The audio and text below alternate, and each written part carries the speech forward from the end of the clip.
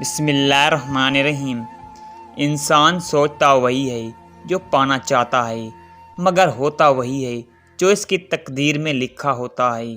جب ٹھوکر کھا کر بھی نہ گرو تو سمجھ جانا کہ رب نے تھام رکھا ہے۔ وقت اگر ایک جیسا رہتا تو انسانوں کی پہچان کیسے ہوتی؟ زندگی میں ایسے انسان کو کبھی نہ کھونا جو غصہ کر کے خود تمہارے پاس آئے اور اپنے مانگنے پر یقین نہ ہو لیکن دینے والے پر پورا یقین رکھو، اور جس کے لیے اللہ کافی ہو اسے کسی سہارے کی ضرورت نہیں پڑتی۔ لوگ ہماری زندگی کا ایک صفحہ پڑھ کر پوری کتاب خود ہی لکھ لیتے ہیں۔ اپنی قسمت خود ہی لکھنی پڑے گی، یہ کوئی چھوٹی نہیں جو دوسرے لکھ کر دیں۔ اپنی زندگی ایسے جیو کہ اللہ تعالیٰ کو پسند آ جاؤ۔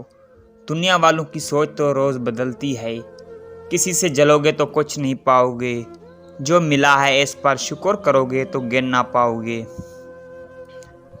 یار اب کبھی گرنے نہ دینا، نہ کسی کی نظروں میں نہ کسی کے قدموں میں۔ جب کھونے کی نوبت آتی ہے تب پانے کی قیمت سمجھ آتی ہے۔ جو مل رہا ہے وہی بہتر ہے، تم نہیں جانتے پر جو دینے والا ہے وہ خوب جانتا ہے۔ جو عورت تم سے سچا پیار کرتی ہے وہ تم سے کبھی نہ کبھی یہ دو باتیں ضرور پوچھے گی۔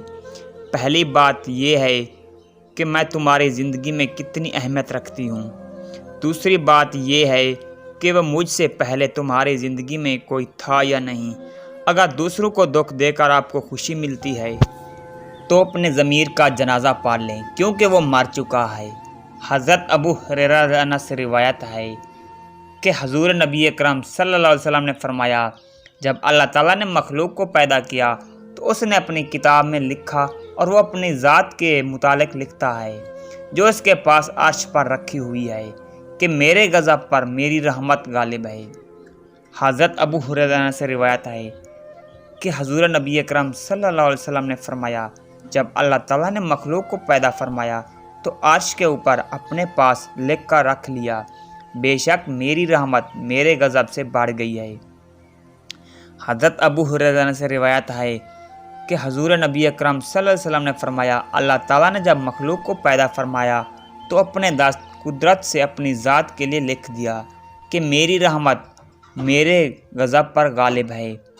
حضرت انس بن مالک رضی اللہ عنہ سے روایت ہے کہ حضور نبی اکرم صلی اللہ علیہ وسلم نے فرمایا، اللہ تعالیٰ فرماتا ہے، اے انسان، جب تو مجھ سے دعا کرتا اور امید رکھتا رہے گا میں تیرے گناہ بخشتا رہوں گا، چاہے تجھ میں کتنے ہی گناہ ہوں مجھے کوئی پرواہ نہیں۔ اے انسان، اگر تیرے گناہ آسمان تک پہنچ جائیں پھر تو بخشش مانگے تو میں بخش دوں گا، مجھے کوئی پرواہ نہیں۔ اے انسان، اگر تو زمین بھر گناہ بھی لے کر میرے پاس آئے لیکن تو نے شرک نہیں کیا ہو تو میں تجھے اس کے برابر بخشوں عطا کروں گا۔ اللہ ہم سب کا حامی و ناصر ہو، آمین۔